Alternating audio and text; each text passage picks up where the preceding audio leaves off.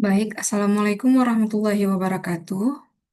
Eh, Sebelumnya, terima kasih atas waktunya Bapak Ibu eh, penguji sekalian.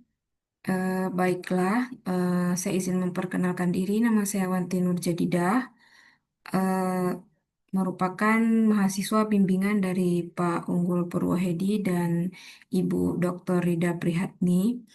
Baiklah, di sini saya akan mencoba memaparkan terkait tesis eh, saya yang berjudul Pengaruh Kompetensi Sumber Daya Manusia dan Pemanfaatan Teknologi Informasi terhadap Kualitas Laporan Keuangan Dana BOS dengan penggunaan Sistem Informasi Akuntansi sebagai variabel intervening.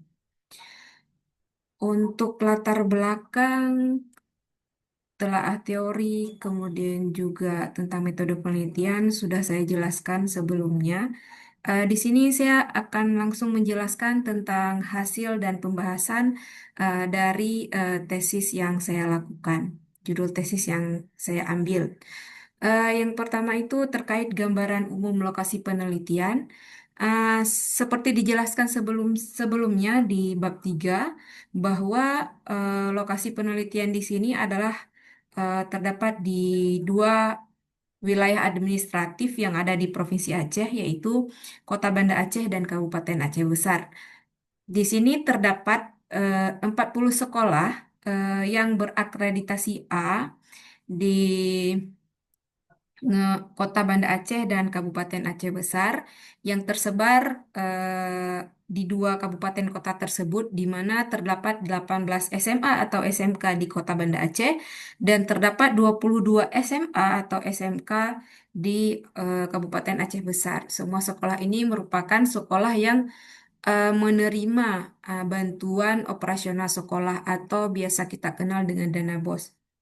Untuk deskripsi data responden, di sini dari setiap sekolah yang saya teliti itu masing-masing diwakili oleh 3 orang, yaitu kepala sekolah, bendahara BOS, dan operator ARKAS. ARKAS ini adalah aplikasi rencana kerja anggaran sekolah yang merupakan salah satu aplikasi untuk pengelolaan dana BOS dari Kemendikbud. Sehingga jumlah sampelnya itu sebesar 120 orang, di mana itu adalah 40 sekolah dikalikan dengan 3 orang di setiap sekolahnya. Selanjutnya, dari keseluruhan sampel tersebut, eh, responden lebih didominasi oleh perempuan, yaitu sebesar 69%. Sedangkan untuk laki-lakinya itu hanya 30%, 31%. Mayoritas responden di sini memiliki pendidikan terakhir S1 dengan persentase sebesar 58%. Sedangkan 50% responden pada penelitian ini memiliki masa kerja lebih dari 10 tahun. Yang selanjutnya adalah deskripsi variabel penelitian. Di sini semua variabel menunjukkan penilaian baik hingga sangat baik. Nah, di sini itu ada yang pertama itu adalah variabel kompetensi sumber daya manusia atau di sini saya singkat ke SDM. Di sini memiliki penilaian tertinggi pada pernyataan pertama di mana nilai rata-ratanya itu adalah 3,68 atau setara dengan 92%. Dan juga pernyataan nomor 9 dengan rata-rata 3,67 atau setara dengan 92%. Yang kedua ada pemanfaatan teknologi informasi. Di sini penilaiannya sangat bervariasi, di mana rata-ratanya itu dari 3,12 hingga 3,66 yang bisa kita kategorikan baik. Dan yang nilai paling tinggi itu terdapat pada pernyataan yang kedua, di mana rata-ratanya itu adalah 3,66 atau setara dengan 91%. Selanjutnya itu ada kualitas laporan keuangan. Di sini itu penilaiannya sangat baik, di mana rata-rata atau meannya itu 3,45 hingga 3,71. Dan yang tertinggi itu pada kualitas laporan keuangan pernyataannya itu di nomor 6 dan nomor 5. Selanjutnya yang terakhir ada variabel penggunaan sistem informasi akuntansi. Nah, sistem informasi akuntansi yang dimaksud di sini adalah Arkas tadi. Nah, di sini penilaiannya sangat baik, rata-ratanya itu 3,47 hingga 3,67. Sedangkan nilai yang tertingginya itu terdapat pada pernyataan nomor 10 dan pernyataan nomor 12. Nah, bisa kita simpulkan bahwasanya secara keseluruhan semua indikator mendapat respon positif dari responden dengan persentase persetujuan 91 hingga 93%. Selanjutnya, untuk hasil dan pembahasan selanjutnya yaitu eh, outer model analysis, di mana di sini outer model ini berfokus pada hubungan antar variabel laten dan indikator. Pengujian model luar bertujuan untuk memastikan bahwa instrumen yang digunakan untuk mengukur variabel laten memiliki validitas dan reliabilitas yang memadai, sehingga indikator ini benar-benar mampu mewakili variabel laten yang sedang kita teliti. Tuh. Nah, di sini untuk outer model itu sendiri, yang pertama itu kita melihatnya dari convergent validity. Nah, di sini convergent validity atau validitas konvergen itu bisa kita lihat dari beberapa indikator, yaitu korelasi positif yang kuat antara pengukuran yang seharusnya mengukur konstruk yang sama, yaitu dengan melihat nilai loading factor atau outer loading yang tinggi umumnya lebih besar dari 0,70 dan nilai average variance extract atau AV itu lebih yang lebih dari 0,50 gitu. Nah, di sini di gambar di samping bisa kita lihat bahwa eh, semua hasil di sini hasil dari setiap pernyataan 0,83, 0,834 yang di KSDM tadi, hingga yang pada kualitas laporan keuangan 0,85, 0,806. Nah, di sini bisa kita lihat semuanya bahwasanya nilainya itu semuanya di atas 0,70 tadi gitu. Jadi semua pernyataan di dalam yang kita teliti ini dikategorikan adalah semuanya valid begitu. Kemudian selanjutnya ada diskriminan validity. Nah, diskriminan validity ini atau biasa kita kenal dengan validitas diskriminan itu adalah sejauh mana suatu tes tidak berhubungan dengan tes lain yang mengukur konstruk yang berbeda. Di sini bisa kita lihat dari cross-loading dan latent variable correlation. Nah, di sini cross-loadingnya itu adalah eh, yaitu pemuatan suatu indikator harus lebih tinggi pada konstruk yang dituju dibandingkan dengan konstruk lainnya, gitu. Nah, dari tabel cross-loading bisa kita lihat bahwa semua variabel valid di mana indikator itu suatu indikator itu lebih tinggi nilainya pada konstruk yang dituju dibandingkan dengan konstruk yang lainnya gitu. Sedangkan untuk latent variable correlation, nah jadi di sini ketika kita melihat diskriminan validity itu boleh di antara salah satu. Kebetulan di sini yang ada di PPT ini adalah gambar latent variable correlation, yaitu melihat seberapa besar hubungan antara konstruk dan model. Nah, di sini bisa kita lihat bahwa kompetensi sumber daya manusia di sini untuk nilai akar AV di sini, nilai akar AV-nya itu 0,819 yang dimana semua nilai korelasi di bawahnya itu adalah yang ini 0,778 pada kualitas laporan keuangan, kemudian pada pemanfaatan teknologi informasi 0,721 dan yang terakhir pada penggunaan sistem informasi akuntansi pada 0,687 di mana nilai tersebut adalah semuanya di bawah 0,819 dan juga akar AV pada kualitas laporan keuangan juga 0,836 di mana nilai belakangnya 0,803, 0,696 itu lebih kecil jadi lebih besar nilai akar AV-nya. Begitu juga dengan pemanfaatan teknologi informasi di mana Nilai akar AV-nya itu 0,839, sedangkan untuk nilai lainnya itu 0,728, jadi lebih besar dari 0,839. Sedangkan untuk yang terakhir penggunaan sistem informasi akuntansi di sini adalah nilai akar AV-nya 0,814, sedangkan untuk nilai yang lainnya itu merupakan mendapat di bawah nilai 0,814. Selanjutnya ada konstruk reliability, masih pada tahap outer model ya. Di sini ada konstruk reliability. Konstruk reliability ini dapat dianalisis menggunakan eh, salah satu cara dari dua cara berikut, yaitu bisa dengan menganalisis nilai Chrome alpha atau dengan composite reliability. Nah, untuk tabel yang pertama ini adalah kita menganalisis dengan nilai Cronbach alpha, di mana semua nilai Cronbach alpha ini berada lebih besar dari 0,70 semuanya. Jadi makanya dikatakan semua variabel itu ada reliable. Dan begitu juga dengan variabel, dengan composite reliability, di mana semua nilai composite reliability tersebut berada di atas lebih besar dari 0,70, sehingga semua variabel tersebut juga bisa dikatakan reliable gitu. Jadi kita bisa memilih salah satu dari analisis ini. Selanjutnya, hasil dan pembahasan selanjutnya adalah tentang inner model analysis.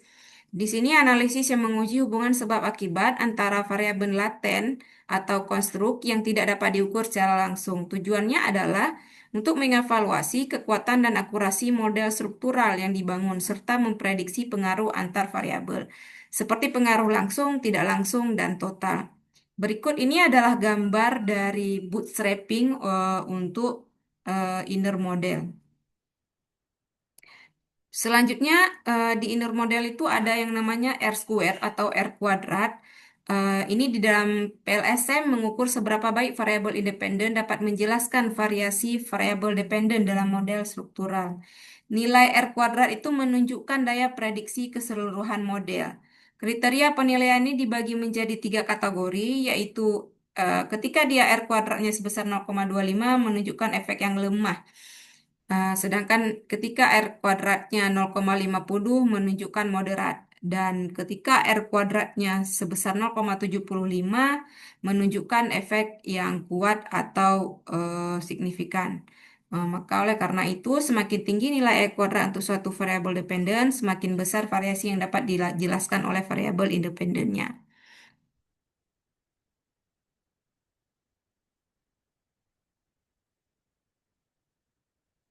Di dalam tabel di atas bisa kita lihat bahwasanya untuk kualitas laporan keuangan itu bisa kita katakan strong atau kuat.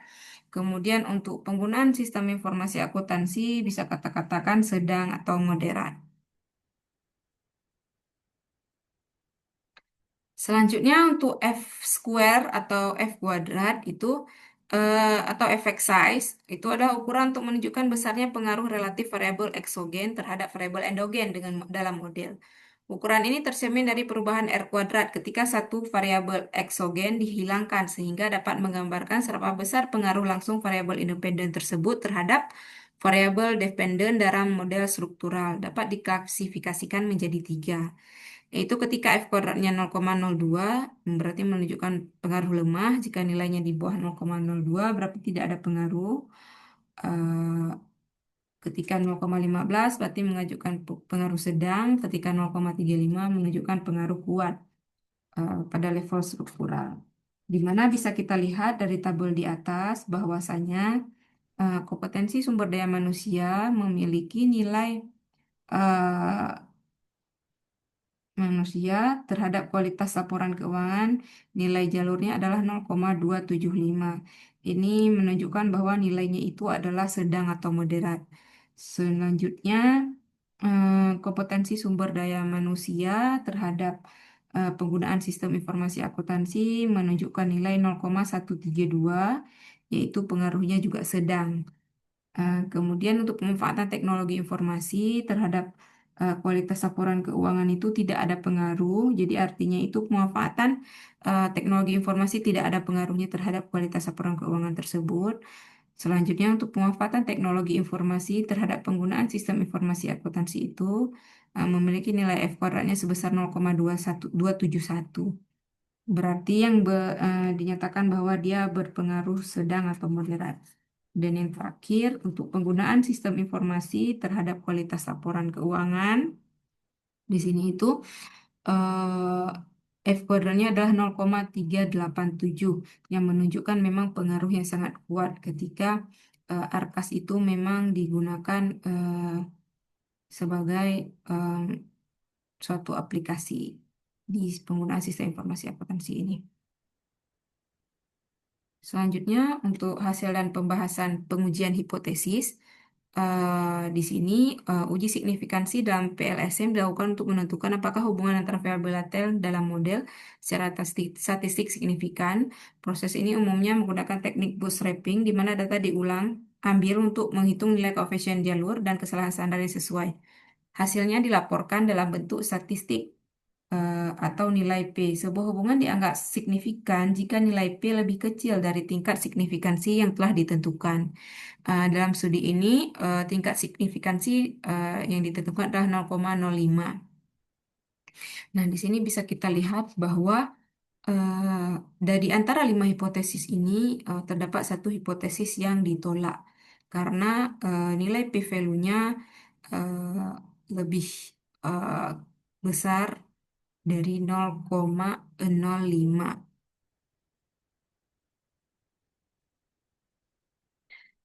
Adapun pembahasannya di sini untuk yang pertama tadi pengaruh hubungan variabel antara kompetensi sumber daya manusia dan kualitas laporan keuangan. Kompetensi sumber daya manusia memiliki pengaruh positif dan signifikan terhadap kualitas laporan keuangan. Dana BOS dengan koefisiennya sebesar 0,408, di mana statistiknya 3,633 dan nilai p-value-nya adalah 0,0000. Temuan ini sejalan dengan teori agensi, eh, mohon maaf, teori temuan ini sejalan dengan teori agensi dan teori agensi dari Jensen dan McLean yang menyatakan bahwa sumber daya manusia yang kompeten dapat mengurangi ketidakseimbangan informasi antara prinsipal atau pemerintah dan agen atau manajer sekolah. Hal ini konsisten dengan penelitian Bintari, Dewi, Roreng, Bahari, Handianto, Ishak dan Syam, Irafah, Luciana, Supit, Karismayani, dan Kurniawan, Hutawri, Ariska, Fibriani, dan Deviani yang menyatakan bahwa memang kompetensi sumber daya manusia itu memiliki pengaruh positif dan signifikan terhadap kualitas laporan keuangan. Akan tetapi hasil hipotesis ini bertentangan dengan penelitian yang dilakukan oleh Isnain dan Al-Bastiah, Sobat Tusaadah dan Nasrul, Faisal, Ardianto, dan Husin yang menyatakan bahwa di mana kompetensi sumber daya manusia menurut hasil penelitian mereka tidak memiliki pengaruh terhadap kualitas laporan keuangan.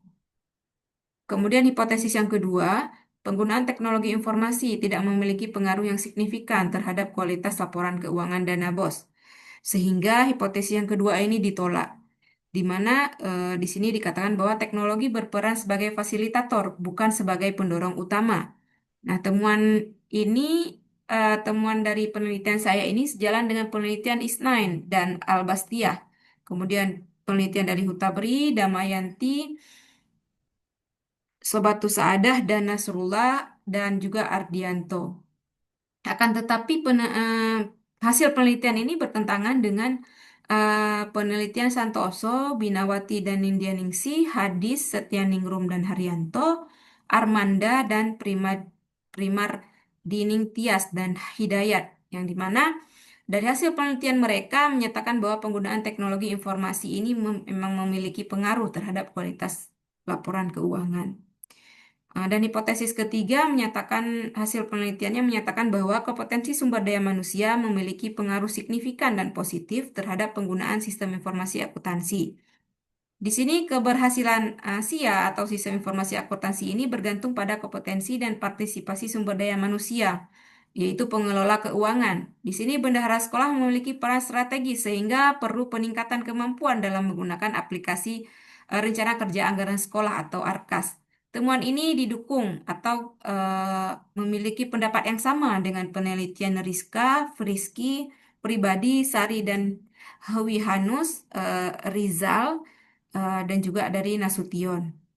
Dan akan tetapi hasilnya itu bertentangan dengan penelitian Madyatika dan juga penelitian dari Putra dan kawan-kawan. Selanjutnya untuk hipotesis keempat yaitu pemanfaatan teknologi informasi di sini mendapat hasil memiliki pengaruh positif dan signifikan terhadap penggunaan sistem informasi akuntansi.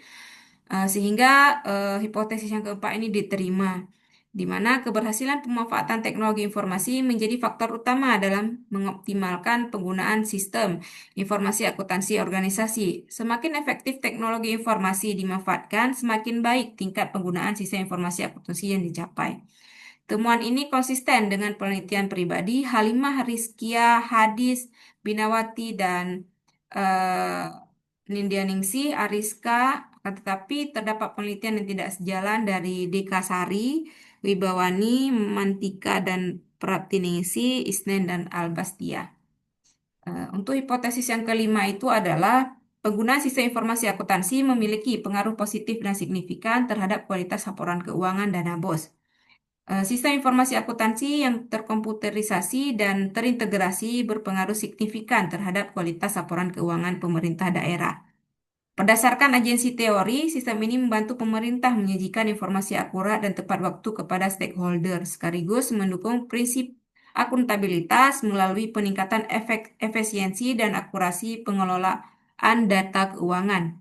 Temuan ini sejalan dengan teori agensi yang didukung oleh penelitian Isnen dan Albastiah, Faisal, Husin, Supit, Ufitianti, dan Pramuka, dan juga Nasution. Namun, tidak sejalan dengan penelitian Irafa, Prasanti, Bali, yang dimana mereka menemukan hasil yang tidak signifikan. Hasil dan pembahasan selanjutnya itu adalah masih terkait hipotesis tadi, akan tetapi ini melalui mediasi gitu. Di sini bisa kita lihat yang pertama itu adalah sistem informasi akuntansi secara signifikan memediasi pengaruh kompetensi sumber daya manusia terhadap kualitas laporan keuangan dana BOS. Di sini bisa kita lihat bahwa P-value-nya di bawah 0,05. Temuan ini konsisten dengan penelitian Nasution, Saputra, Rizkia, Supit. Sementara para Santi juga di sini menemukan bahwa SIA itu secara langsung tidak berpengaruh, namun justru mengisyaratkan mediasinya yang krusial gitu. Selanjutnya, yang kedua ini sistem informasi akuntansi mampu atau secara signifikan mampu memediasi pengaruh penggunaan informasi akuntansi terhadap kualitas laporan keuangan dana BOS. Temuan ini didukung oleh teori Laudon dan Diantari, kemudian sejalan juga dengan penelitian Saputra, Pribadi, dan Ardianto. Akan tetapi penelitian dari Levi Handayani menemukan bahwa tidak adanya pengaruh. Penutup secara keseluruhan, kompetensi sumber daya manusia terbukti memberikan pengaruh positif dan signifikan terhadap kualitas laporan keuangan dana BOS, baik secara langsung maupun melalui peran penggunaan sistem informasi akuntansi sebagai variabel mediasi. Sementara itu, penggunaan teknologi informasi secara langsung tidak menunjukkan pengaruh yang signifikan terhadap kualitas laporan keuangan dana BOS. Namun pengaruhnya menjadi positif dan signifikan ketika dimediasi oleh penggunaan sistem informasi akuntansi. Hal ini mengindikasi bahwa baik kompetensi SDM maupun teknologi informasi ini sama-sama berkontribusi positif dan signifikan dalam meningkatkan eh, penggunaan sistem informasi akuntansi. Jadi dapat kita simpulkan bahwa SIA ini memainkan peran strategi sebagai mediator yang menghubungkan kompetensi SDM dan teknologi informasi dengan kualitas laporan keuangan dana BOS, sehingga keberadaan sistem informasi akuntansi yang baik menjadi kunci untuk mengoptimalkan dampak kedua faktor tersebut terhadap peningkatan kualitas laporan keuangan. Terdapat beberapa implikasi dari penelitian ini. Yang pertama itu adalah implikasi teoritis atau teori. Di sini itu implikasi teori ini ke teori agensi yang tadi, yang telah kita jelaskan sebelumnya. Kemudian untuk implikasi praktis ini bisa pengembangan kompetensi SDM ya, khususnya dalam penguasaan sistem informasi akuntansi itu sangat penting untuk meningkatkan kualitas pelaporan keuangan dana BOS. Kemudian untuk implikasi kebijakan, pemerintah perlu menyempurnakan juknis dana BOS dengan menetapkan kualifikasi minimal dari SDM tersebut gitu. Kemudian